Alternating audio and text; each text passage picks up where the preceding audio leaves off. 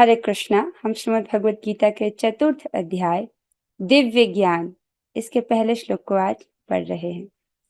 श्री भगवान उवाच भगवान उवाच इमं विवस्वते योगम् इमं विवस्वते योगम् प्रोक्तवान् अहम् अव्ययम् प्रोक्तवान् अहम् अव्ययम् विवस्वान् मनवे प्राह विवस्वान् मनवे प्राह मनुरिक्ष्वाकुवे अब्रवीत्।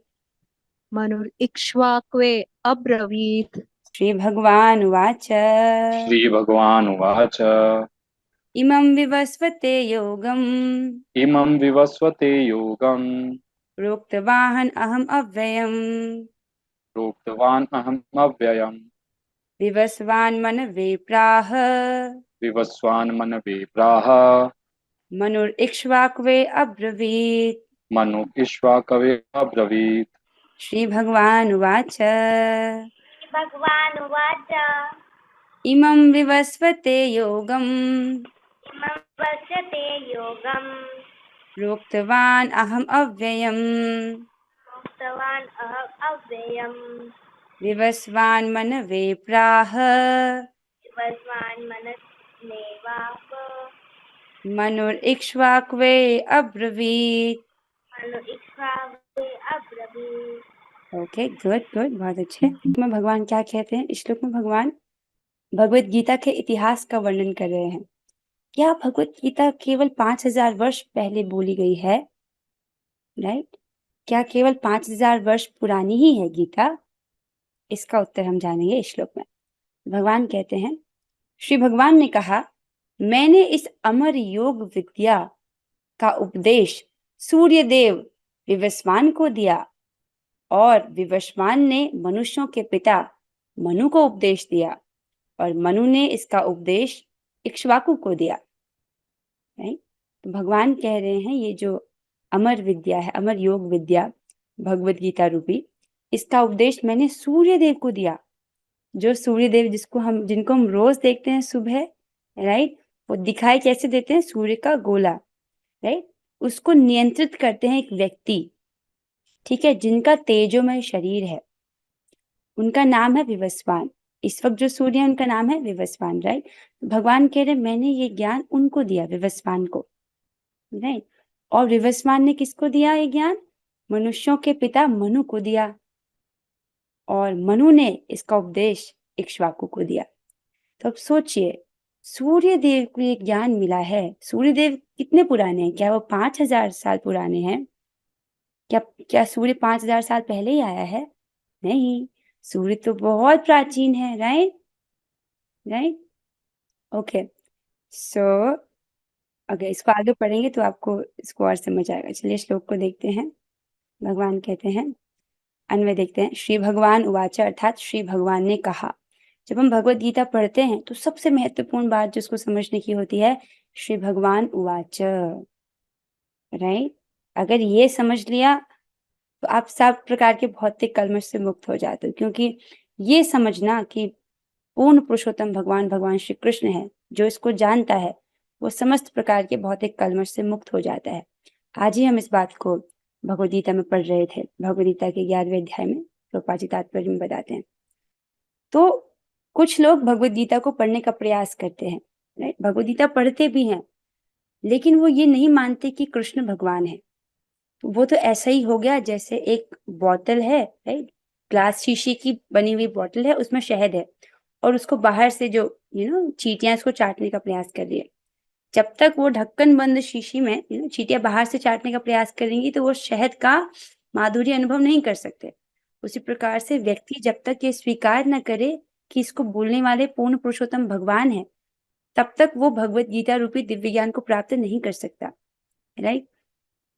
तो भगवान कौन है? पूर्ण पुरुषोत्तम भगवान है, भगवान श्री कृष्ण। ये समझना चाहिए वो मनुष्य नहीं है। वो मनुष्य जैसे लीला करते हैं, लेकिन वो मनुष्य नहीं है। हम मनुष्य के आश्रय में नहीं रह सकते, राइट। हम जब भगवान कहते कि तुम मेरी शरण में आओ, राइट, तो मनुष्य के शरण में नहीं जा रहे हैं हम, राइट। तो भगवान तो आज भी हैं और वो सर्वशक्तिमान है। वो पूरी तरह से आपके जीवन को परिवर्तित कर सकते हैं, बदल सकते हैं कि नहीं। ये किसने बोला है? भगवान ने बोला है। तो इसका क्या अर्थ है कि इसका एक एक शब्द क्या है? सत्य है। इसी प्रकार से भगवद गीता को स्वीकार करना है। आगे क्या बोला उन्होंने?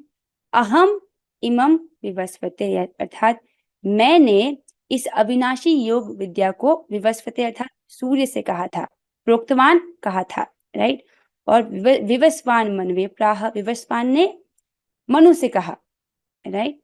और मनु ने इक्ष्वाकु से कहा, राइट। मनु इक्ष्वाकु अब्रवीत, ठीक है। इस प्रकार से भगवान ये बता रहे हैं कि जो दिव्य ज्ञान है वो गुरु परंपरा में प्राप्त होता है और मैंने इसको सर्वप्रथम सूर्यदेव से कहा था, ठीक है। नाउ कमिंग हियर, अनुवाद तो आपको समझ आ गया होगा, तात्पर्य पढ़ते हैं फिर आपको और चीजें स्पष्ट होंगे। अनुवाद और तात्पर्य कृष्ण कृपा मूर्ति श्री श्रीमद एसी भक्ति वेदांत स्वामी प्रभुपाद द्वारा। प्रभुपाद जी हमें इस तात्पर्य में क्या बता रहे हैं? वे कह रहे हैं यहाँ पर भगवद गीता का इतिहास प्राप्त होता है। यह अत्यंत प्राचीन बताया गया है, जब इसे सूर्य लोक इत्यादि संपूर्ण लोकों के राजा को प्रदान किया गया था। इसको प्रभुपाद जी कैलकुलेट करके भी बताते हैं कि कितना प्राचीन है। ये केवल 5000 वर्ष पहले नहीं बोला गया, राइट। सूर्य को दिया गया, ठीक है। इसका मतलब ये बहुत अधिक प्राचीन है। अभी हम उसको कैलकुलेट करेंगे कितना पुराना है, ठीक है। तो समस्त लोकों के राजा विशेष रूप से निवासियों की रक्षा के निमित्त होते हैं। अतः राजन्य वर्ग को भगवद गीता की विद्या को समझना चाहिए, जिससे वे नागरिकों अर्थात प्रजा पर शासन कर सकें और उन्हें काम रूपी भवबंधन से बचा सके। Very interesting. देखिए ये किसको दिया गया? सूर्यदेव को, राइट। सूर्यदेव क्या होते हैं? वो सारे लोगों के राजा हैं, ठीक है। तो एक राजा को, राइट, ये ज्ञान दिया गया ताकि वो अपनी जो प्रजा है उस पर अच्छे से शासन कर सके, ठीक है, और प्रजा को आध्यात्मिक ज्ञान की ओर मोड़ सके।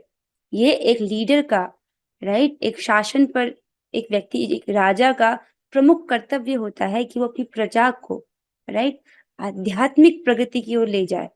अगर भौतिक विकास हो रहा है, आध्यात्मिक विकास नहीं हो रहा है, तो वो राजा ढंग से कार्य नहीं कर रहा। भौतिक विकास अर्थात अभी तक वो पशु समाज तक ही पहुंचा है। आध्यात्मिक विकास होना महत्वपूर्ण है, राइट। तो समस्त लोगों के राजा विशेष रूप के निवासियों की रक्षा के निमित्त होते हैं। अतः सामान्य राजन्य वर्ग को भगवत गीता की विद्या को समझना चाहिए। जो लोग शासन करते हैं, जो राजा है या जो लीडर है, जो पॉलिटिशियन है, किसी भी जिसके भी आश्रय में लोग रहते हैं, उसके लिए भगवत गीता उसको ये समझना चाहिए ताकि वो नागरिकों पर शासन कर सके और उन्हें किससे बचा सके? इस काम रूपी भवबंधन से बचा सके, राइट, जो कि मटेरियल विद्या से पॉसिबल नहीं है। यस, कोई भक्त पूछे ये 4.1 श्लोक है। अच्छा, 4.1 का क्या अर्थ है माता जी? ये पूछना चाहते हो? 4.1 का अर्थ है चैप्टर 4 श्लोका नंबर 1, अध्याय 4 श्लोक 1, ठीक है, ये है 4.1 का मतलब। अच्छा आगे चलते हैं। फिर प्रभुपाद जी कहते हैं मानव जीवन का उद्देश्य क्या है? क्या है मानव जीवन का उद्देश्य? मानव जीवन का उद्देश्य भगवान के साथ अपने शाश्वत संबंध के आध्यात्मिक ज्ञान का विकास है और सारे राज्यों तथा समस्त लोगों के शासनाध्यक्षों को चाहिए कि शिक्षा, संस्कृति तथा भक्ति द्वारा नागरिकों को यह पाठ पढ़ाएं, ठीक है। तो मनुष्य जीवन का लक्ष्य क्या नहीं है? ये जो भौतिक प्रगति हम कर रहे हैं, ये इसका लक्ष्य नहीं है। हालांकि हो रहा है तो दैट्स नॉट बैड। देखो टेक्नोलॉजी ग्रो कर रही है तो इससे हमारी भक्ति में हेल्प ही हो रही है। अगर टेक्नोलॉजी नहीं होती तो आपने घर बैठे बैठे कैसे सुनते? So that's good things about ये भौतिक प्रगति के। पर केवल अगर भौतिक प्रगति ही कर रहे हैं और आध्यात्मिक ज्ञान में विकास नहीं कर रहे हैं तो ये बहुत बड़ी मूर्खता है, क्योंकि मानव जीवन का उद्देश्य क्या है कि भगवान के साथ हमारा क्या संबंध है, उस ज्ञान का विकास। हम में से हर जीव का भगवान के साथ एक सीधा संबंध है। जैसे अगर मैं भी आपसे पूछूं आपकी मम्मी कौन है, आपके पापा कौन है, आप एकदम से स्मरण करके उनका नाम बोल दोगे, राइट। क्यों? क्योंकि अभी आप अपनी पहचान किससे करते हो? शरीर से। आप समझते हो कि मैं ये शरीर हूँ, मेरी इतनी आयु है, ये मेरी मम्मी है, मेरे पापा है, सिंपल, राइट। लेकिन भगवत गीता का ज्ञान शुरू यहीं से होता है कि आप ये शरीर नहीं हो, राइट, आप आत्मा हो और आत्मा का कभी जन्म नहीं होता है। राइट। और आत्मा की कभी मृत्यु भी नहीं होती है, मृत्यु तो शरीर की होती है, राइट। तो जब ये शरीर छूट जाएगा अर्थात मृत्यु हो जाएगी, तब आप खत्म नहीं होगे, आपको एक और शरीर मिल सकता है, राइट, एक और शरीर मिलेगा, तो तब भी आपकी लाइफ कंटिन्यू होगी। तो मृत्यु का मतलब फुल स्टॉप नहीं होता है, राइट। तो क्या है, हर जीवात्मा का भगवान के साथ एक संबंध है, जिसको बताया जाता है 5 रस में, राइट। शांत रस, दास्य रस, साख्य रस, वात्सल्य रस और माधुर्य रस। शांत रस में क्या है कि जैसे वृंदावन की लता पता है, या वो योगी जो बस भगवान को परमात्मा रूप में स्मरण करते हैं, राइट, भगवान को स्वीकार करते हैं, उनकी डायरेक्ट सेवा नहीं कर पाते शांत रस में। दास्य रस, जिसमें भगवान को अपने स्वामी के रूप में स्वीकार करते हैं और दास के रूप में उनकी सेवा करते हैं, उनकी सेवा का सुख अनुभव करते हैं। तो ये शांत रस, दास्य रस और साख्य रस, जैसे कि अर्जुन जी को एग्जैक्टली पता है कृष्ण मेरे मित्र हैं, और आपसे पूछो कृष्ण आपके क्या है, राइट। तो अभी हम कुछ भूले हुए हैं, लेकिन भगवान को स्पष्ट याद है। जब आप भगवान के सामने जाते हो, आप भगवान श्री कृष्ण के समक्ष खड़े हैं, वो आपको ये शरीर में नहीं देख रहे हैं, वो आपके शरीर को नहीं देख रहे हैं, वो देख रहे हैं कि ये वो आपके साथ उनका क्या संबंध है उसको देख रहे हैं, उनको पता है कि आप उनके कौन हो, राइट। तो साख्य रस और वात्सल्य रस, जैसे यशोदा मैया का भगवान श्री कृष्ण के प्रति प्रेम है, वो ये मानती है कि मेरा पुत्र है, हालांकि भगवान भगवान है।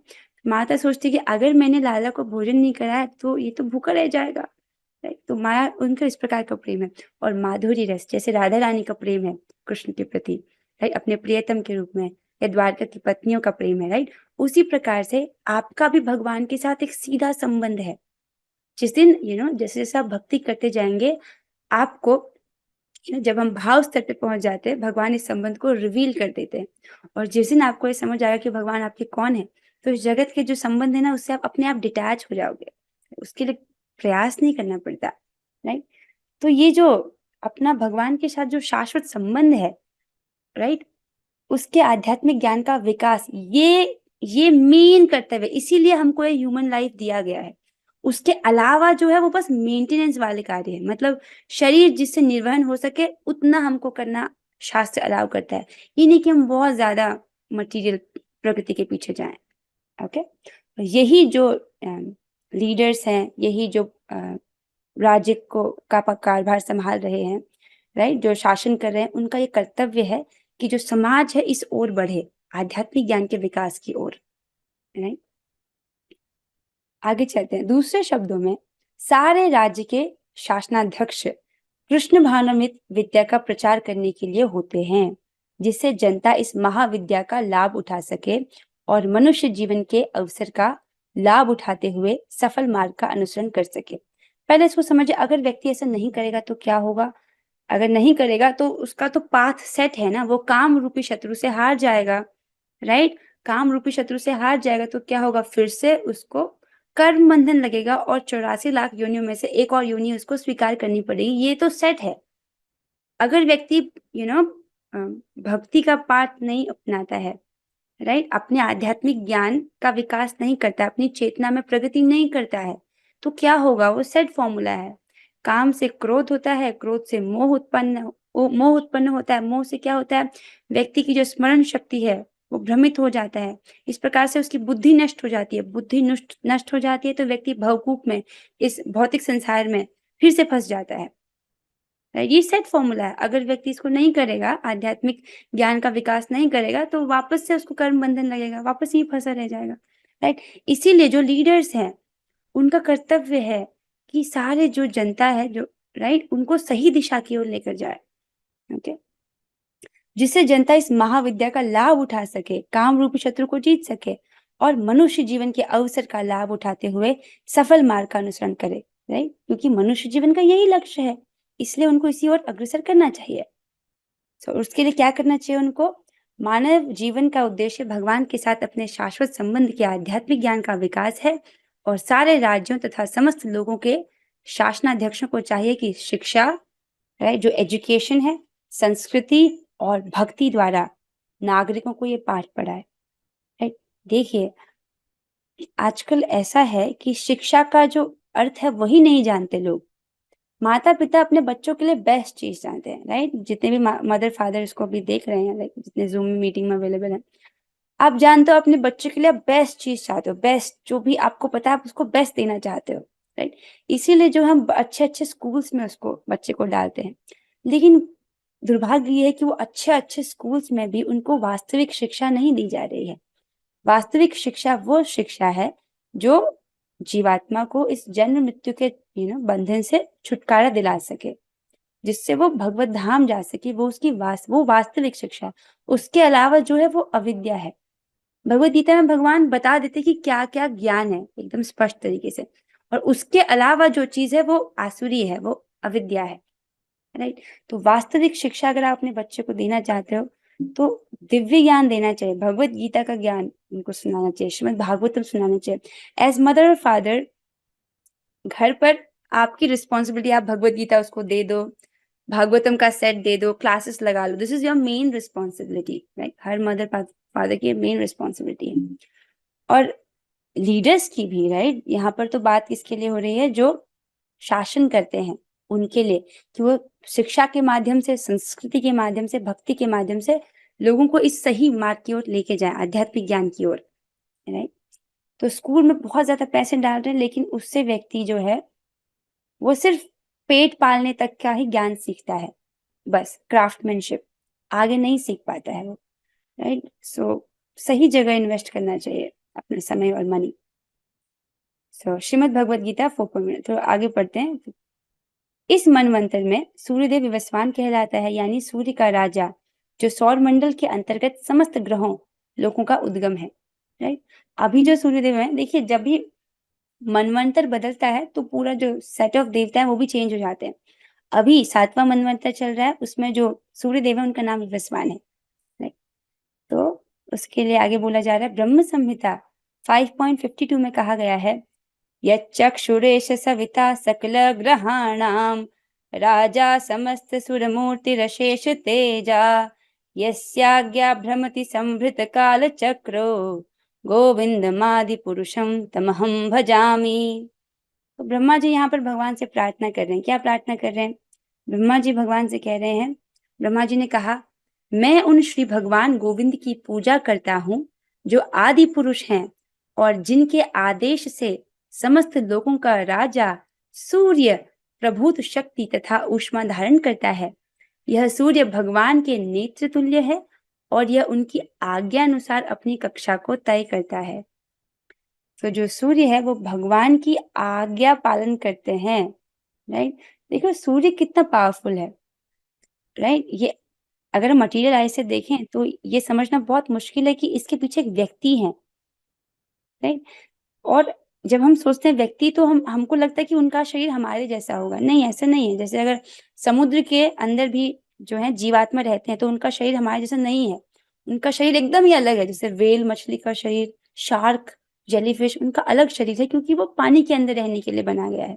उसी प्रकार जो जो लोग सूर्य ग्रह में रहते हैं, जो सूर्य के अंदर रहते हैं, उनका तेजोमय शरीर होता है, राइट। और उनका सूक्ष्म शरीर होता है। इससे दिखाई, इस वाले हमारी आंख से नहीं दिखाई देगा उनका शरीर। तो वहां पर जो भगवान है, सूर्यदेव है, वो भगवान की आज्ञा से उदित होते हैं, भगवान की आज्ञा से अपने चक्र पर रहते हैं वो। सो अपनी कक्षा को तय करते हैं। So this is interesting, right. तो जो जो व्यक्ति सूर्य को भी कंट्रोल कर सकता है वो कितना पावरफुल है, वही इस भगवत गीता को ज्ञान को दे रहे हैं भगवान श्री कृष्ण, राइट। तो यहाँ से बात खंडित होती है। अगर कोई व्यक्ति सोचे कि कृष्ण कोई ऐतिहासिक पुरुष है, कोई मनुष्य है, राइट, कोई मनुष्य सूर्य को कैसे ज्ञान दे सकता है, राइट। मनुष्य के लिए संभव नहीं है, भगवान ऐसा कर सकते हैं। तो सूर्य सभी लोगों का राजा है तथा सूर्य देव विवस्वान सूर्य ग्रह पर शासन करता है, जो ऊष्मा तथा प्रकाश प्रदान करके अन्य समस्त लोगों को अपने नियंत्रण में रखता है। हम भी सूर्य देव पर निर्भर हैं, राइट। अगर सूर्य देव ना हो तो पृथ्वी पर जीवन नहीं हो सकता है, राइट। सूर्य कृष्ण के आदेश पर घूमता है और भगवान कृष्ण ने विवस्वान को भगवत गीता की विद्या समझाने के लिए अपना पहला शिष्य चुना। जो सूर्य है वो भगवान के आदेश का पालन करते हैं। हाउ पावरफुल इज कृष्णा, जो सूर्य को भी कंट्रोल कर सकते हैं। और देखिए भगवान कृष्ण ने भगवत गीता को समझने के लिए जो पहला शिष्य चुना वो सूर्यदेव है। और देखिए ना, हम उनको आज भी देख सकते हैं। तो जब आप सुबह सुबह सूर्यदेव को देखो, आपको उनको प्रणाम करना चाहिए, क्योंकि वो भगवत गीता के सर्वप्रथम स्टूडेंट है। और भगवत गीता को कौन समझ सकता है? भक्त उसी में सखा चेती, जो व्यक्ति भगवान का भक्त है, राइट, और भगवान के साथ उनका संबंध है, तो सूर्यदेव इसका मतलब भगवान के भक्त हैं, तभी तो इस ज्ञान को समझ पाए, राइट। अतः गीता किसी मामूली सांसारिक विद्यार्थी के लिए कोई काल्पनिक भाष्य नहीं, अपितु ज्ञान का मानक ग्रंथ है, स्टैंडर्ड है, जो अनंत काल से चला आ रहा है। तो ये नहीं समझना चाहिए कि कोई काल्पनिक भाष्य बस लिख दिया गया लोगों। No, this is like very wrong understanding of Bhagavad Gita, right. ये ज्ञान का मतलब, बेसिकली ज्ञान मतलब जो भगवत गीता में है, उसके अलावा जो है वो सब आसुरी है। ये भगवान इसको महात्म्य में पढ़ते हैं। जो जो ज्ञान है उसका भगवत गीता के अंदर वर्णन है। जो चीज भगवत गीता में वर्णन नहीं है जिस ज्ञान का, वो उसको आसुरी बोला जाता है भगवत गीता महात्म्य के अनुसार। और जो इस जगत में हम सीख रहे हैं स्कूल में, वो सब वो सब मटेरियल नॉलेज है। शरीर के निर्वहन के लिए जो सीखना आवश्यक है उतना आप सीख लीजिए, उस पर बहुत ज्यादा बुद्धि निवेशित करने की आवश्यकता नहीं है। जब जब मुझे पता नहीं था about this Bhagavad Gita and all, तो बहुत निष्ठा पूर्वक जो कॉलेज की तैयारी है, उसकी तैयारी वो सब मैं करती थी, क्योंकि मैं समझती थी कि यही सर्वश्रेष्ठ है। परंतु मुझे किसी ने बताया ही नहीं कि ये सब अविद्या है। वास्तविक विद्या ये है। पर जो बच्चे इसको सुन रहे हैं, आप सही चीज सीख रहे हो, क्योंकि आप भगवत गीता को सुन रहे हो प्रामाणिक रूप से। आप, इसका मतलब ये नहीं कि स्कूल के लिए आप लेजी हो जाओ, दैट इज ऑल्सो, आप वो इसलिए जरूरी है कि आप मटेरियल लाइफ को सस्टेन कर सको। पर जो सबसे महत्वपूर्ण है एक विद्यार्थी के लिए, एक ब्रह्मचर्य आश्रम में जो जो स्टूडेंट्स हैं, उनके लिए महत्वपूर्ण है कि वो वेदाध्ययन करें, वो भगवत गीता, श्रीमद् भागवतम, इसका बहुत अच्छे से श्रवण करें। वो आपका मेन कर्तव्य है। अच्छा, अब आगे चलते हैं, थोड़ा सा और कर लेते हैं। महाभारत में शांति पर्व हमें गीता का इतिहास इस रूप में प्राप्त होता है। यहाँ पर गीता के इतिहास को स्पष्ट किया गया है। तो क्या बोला गया है इसमें? Let's just go here. त्रेता युगादौ च ततो विश्वान मनवे ददौ मनुष्य लोक भृत्यर्थम सुता येक्ष्वाक्वे ददौ इक्ष्वाकुणा च कथितो व्याप्य लोकान वस्थितः। तो यही जो श्लोक है उसी का सिमिलर श्लोक ये शांति पर्व महाभारत में भी है। इसमें बोला गया है कि त्रेता युग के आदि में, त्रेता युग के शुरुआत में विवस्वान ने परमेश्वर संबंधी इस विज्ञान का उपदेश मनु को दिया, और मनुष्यों के जनक मनु ने इसे अपने पुत्र इक्ष्वाकु को दिया। इक्ष्वाकु इस पृथ्वी के शासक थे और उस रघुकुल के पूर्वज थे जिसमें भगवान श्री राम ने अवतार लिया। एक भक्त प्रश्न पूछ रहे थे कि इक्ष्वाकु कौन है? कौन थे? पृथ्वी के राजा थे, पूरी पृथ्वी के राजा थे, राइट। और रघुकुल के पूर्वज, आप भगवान श्री राम को जानते हो, राइट। उसी रघुकुल के पूर्वज थे वो, राइट। उनके कुल में ही भगवान श्री राम ने अवतार लिया। इससे प्रमाणित होता है कि मानव समाज में महाराज इक्ष्वाकु के काल से ही भगवत गीता विद्यमान थी। अब हम इसको समझेंगे कि क्या बोला जा रहा है, कितना प्राचीन है भगवत गीता का ज्ञान। पहले हम एक चतुर्युग को समझते हैं। एक चतुर्युग क्या होता है? एक चतुर्युग में होता है सत्युग, त्रेतायुग, द्वापर युग और कलयुग। इससे मिलकर के एक चतुर्युग बनता है, ठीक है। तो सत्युग कितना होता है? 17,28,000 वर्ष। त्रेतायुग 12,96,000 वर्ष। द्वापर युग होता है 8,64,000 वर्ष। और कलयुग की आयु है 4,32,000 वर्ष, ठीक है। इस प्रकार से ये सब कुछ मिलाएंगे एक साथ तो एक चतुर्युग बनता है। तो ये एक चतुर्युग की आयु होती है 43,20,000, ठीक है। इसको 12,000 दिव्य वर्ष भी कहते हैं। तो ये हुआ एक चतुर्युग। अब हमको जानना है कि कब बोला भगवान ने ये, right. Let's try to calculate it. तो प्रभुपाद जी इसको बहुत अच्छे से कैलकुलेट करके बताते हैं। देखिए, इस समय कलयुग के 5,000 वर्ष व्यतीत हो चुके हैं। कलयुग शुरू हो चुका है और 5,000 वर्ष में बीत चुके हैं, जबकि इसकी पूर्ण आयु कितनी है? 4,32,000 वर्ष है। तो ये कमिंग हियर, एक बार पढ़ लेते। तो इसके पूर्व द्वापर युग था और इसके भी पूर्व त्रेता युग था।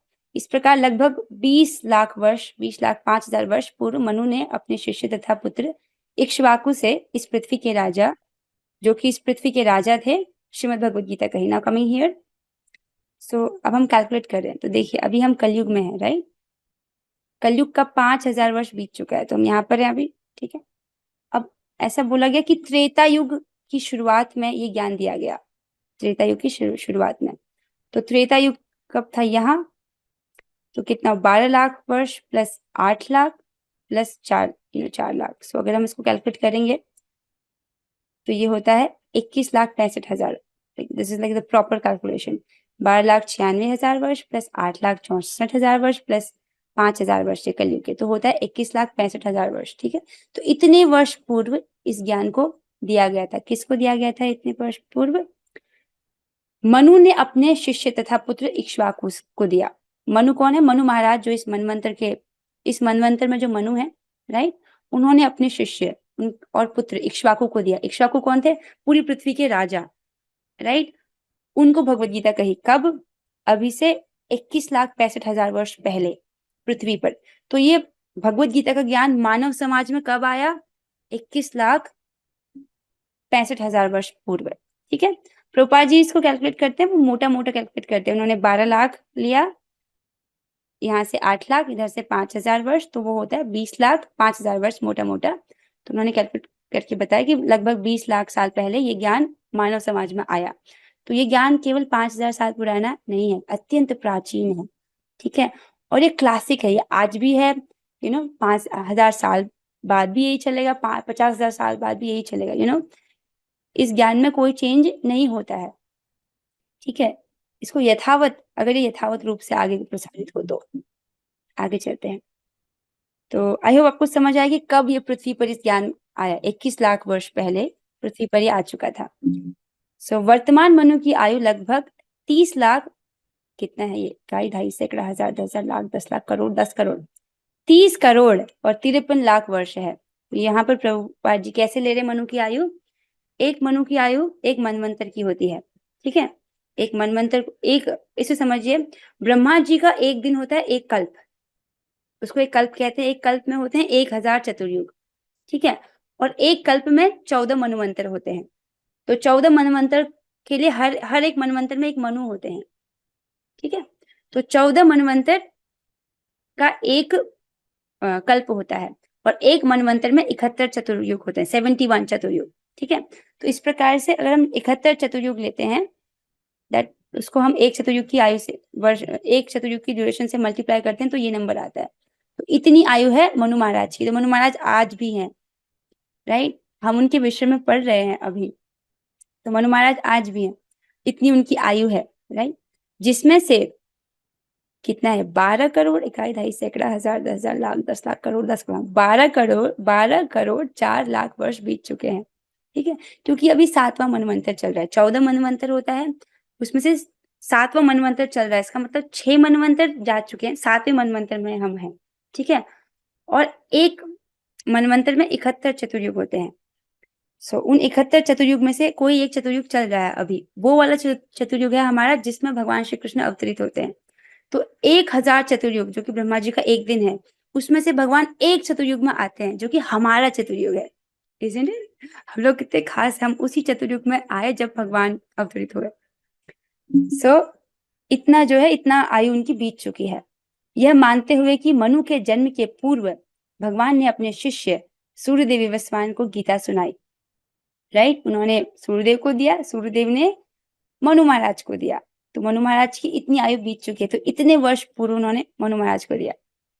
सो मोटा अनुमान यह है कि गीता कम से कम 12 करोड़ 4 लाख वर्ष पहले कही गई, और मानव समाज में ये 20 लाख वर्षों से विद्यमान रही। आई होप आपको समझ आ रहा होगा कि 20 लाख वर्ष से कैसे, जैसे हमने यहाँ पे कैलकुलेट किया था, जब मनु महाराज ने जो पृथ्वी के राजा थे इक्ष्वाकु, उनको ये ज्ञान दिया। ठीक है, तो पृथ्वी के राजा जो थे त्रेता युग की शुरुआत में दिया। तो अभी हमने यहाँ पे कैलकुलेट किया, तो मानव समाज में ये 21,65,000 वर्ष पहले से ये ज्ञान है लगभग भी। तो प्रभुपाद जी ने अप्रोक्स लिया, तो वो कह रहे हैं 20 लाख साल पहले से है। अगर कमिंग हियर, अब आपको भगवद गीता का इतिहास पता है, तो ये केवल 5,000 पुराना नहीं है, काफी प्राचीन है। और इसे भगवान ने लगभग 5,000 वर्ष पूर्व अर्जुन से पुनः कहा, दोबारा कहा इसी ज्ञान को अर्जुन से, राइट, 5,000 वर्ष पूर्व। क्योंकि कालक्रम में ये जो विद्या थी वो छिन्न भिन्न हो गई, मतलब जिस प्रकार से भगवान ने इसको बोला, लोगों ने उसको चेंज कर दिया, इसलिए भगवान को दोबारा इसको बोलना पड़ा अर्जुन को 5,000 वर्ष पूर्व। ओके, गीता के अनुसार ही तथा इसके वक्ता भगवान कृष्ण के कथन के अनुसार यह गीता के इतिहास का मोटा अनुमान है। सूर्यदेव विवस्वान को इसलिए गीता सुनाई गई क्योंकि वह क्षत्रिय थे और उन समस्त क्षत्रियों के जनक हैं जो सूर्यवंशी हैं। चूंकि भगवत गीता वेदों के ही समान है क्योंकि इसे भगवान ने कहा था, अतः यह ज्ञान अपौरुषेय है। राइट। सो ये जो भगवत गीता का ज्ञान है परफेक्ट है, इसमें कोई भी त्रुटि नहीं है। मनुष्यों ने इसको नहीं लिखा, ये भगवान द्वारा आया है। राइट। और उन्होंने इसे सूर्यदेव को कहा क्योंकि वो राजा हैं। राइट। क्षत्रियों की जनक, जनक मतलब उन्हीं से जो सूर्यवंश में जितने भी जो राजा उत्पन्न हुए वो उनके ही वंश में उत्पन्न हुए हैं। ठीक है। तो ये एक राजा को ये विद्या इसलिए दी जा रही है ताकि वो अच्छे से शासन कर सके। तो ये ज्ञान एक लीडर के लिए है ताकि वो अच्छे से एक अच्छा लीडर बन सके। अर्जुन को दे रहे हैं भगवान इसको। राइट। जो कि बहुत बड़े सेना नायक हैं। राइट। सो ताकि वो जनता को आध्यात्मिक ज्ञान के विकास की ओर अग्रसर कर सके। तो ये कर्तव्य होता है हर एक लीडर का, स्पेशली जो लोग राजतंत्र को चला रहे हैं। ऐसे लोगों के लिए बहुत इंपॉर्टेंट है कि वो उसे सीखें और जनता को आध्यात्मिक ज्ञान की ओर अग्रसर करें। सो विद दिस थोड़ा सा और बचा, let us do this last slide, let's read this. चूंकि वैदिक आदेशों को यथारूप में बिना किसी मानवीय विवेचना से स्वीकार किया जाना चाहिए। राइट। संसारी तर्कजनिक अपनी अपनी विधि से गीता के विषय में चिंतन कर सकते हैं किंतु यह यथारूप भगवत गीता नहीं है। This is very interesting to understand. देखिए भगवान इसको पहले ही बोल चुके हैं कि इंद्रियों से ऊपर है मन, मन से ऊपर है बुद्धि, बुद्धि से ऊपर है आत्मा। राइट। आत्मा कैसा है? दिव्य है। और भगवान कैसे हैं? दिव्य है। और ये ज्ञान कैसा है? दिव्य है। तो जो वस्तु दिव्य है और बुद्धि के परे है उसको हम कैसे समझ सकते हैं? बुद्धि से और मन के चिंतन से। अगर व्यक्ति मन के चिंतन से समझेगा, अपने तर्क वितर्क से समझेगा, तो कई जन्मों बाद वो इस पॉइंट पर आएगा कि भगवान श्री कृष्ण ही भगवान है। उससे श्रेष्ठ वो व्यक्ति है जो बुद्धि के द्वारा गुरु परंपरा में इस ज्ञान को स्वीकार करता है कि भगवान कौन है? पूर्ण पुरुषोत्तम भगवान श्री कृष्ण है। अच्छा ठीक है, इस प्रकार से स्वीकार कर लिया तो उसने अपना समय भी बचा लिया। राइट। और वो उस समय को अपनी आध्यात्मिक जो भगवान के साथ संबंध है उसको विकसित, उसको जागृत करने में लगा सकता है, उनके प्रति प्रेम विकसित करने में लगा सकता है। वरना मानसिक चिंतन जो कि मन तो इंद्रियों से ऊपर है, मन से ऊपर है बुद्धि, बुद्धि से ऊपर है आत्मा। राइट। तो मन के चिंतन से, मन का कार्य है थिंकिंग, विलिंग और फीलिंग। तो मन के चिंतन से हम कैसे समझ सकते हैं उस दिव्य तत्व को? वो तो संभव ही नहीं है। इसलिए बोल रहे हैं कि मानवीय विवेचना से स्वीकार या संसारिक तर्कजनिक से अपनी अपनी विधि से हम गीता को नहीं समझ सकते। गीता दिव्य है। ठीक है। सो अतः भगवत गीता को गुरु परंपरा से यथारूप ग्रहण करना चाहिए। जिस प्रकार से जो प्रमाणिक गुरु परंपरा है वहां से सुनना चाहिए। राइट। और स्वीकार करना चाहिए। राइट। यहाँ पर वर्णन हुआ है कि भगवान ने इसे सूर्यदेव से कहा, सूर्यदेव ने अपने पुत्र मनु से कहा और मनु ने अपने पुत्र इक्ष्वाकु से कहा। तो भगवान एक गुरु परंपरा का वर्णन कर रहे हैं। और ये जो दिव्य ज्ञान है इसके लिए भगवान ने 4 संप्रदाय बनाए हैं। हम किस संप्रदाय में सुन रहे हैं? ब्रह्म माधव गौड़ी संप्रदाय। ठीक है। हम उस संप्रदाय में इस ज्ञान को सुन रहे हैं प्रभुपाद जी के माध्यम से। So with this, हम आज की कक्षा को यहाँ पर विराम देते हैं और आई होप आपको समझ आया होगा। राइट। कि भगवद गीता का इतिहास क्या है। और अब हम 3 बार हरे कृष्ण महामंत्र करेंगे। अगर किसी भक्त का कोई प्रश्न है तो आप पूछ सकते हो। आपको जो समझ आया आप उसको ग्रुप में लिख सकते हैं। बहुत अच्छी सुविधा दी गई है कि आप हर श्लोक से जो एक बात सीखते हैं उसको लिखिए। इससे आपको भी याद रहेगा और जो भक्त आपका पढ़ेंगे उनको भी सहायता होगी। हरे कृष्णा कृष्णा कृष्ण हरे हरे, हरे राम राम राम हरे हरे, हरे कृष्णा कृष्ण कृष्ण हरे हरे, हरे राम राम राम हरे हरे, हरे कृष्णा कृष्ण कृष्ण हरे हरे, हरे राम राम राम हरे हरे। श्रीमद् भगवद गीता की जय, प्रभुपाद की जय। और बोलो श्री कृष्ण। हरे Krishna. Thank you for joining.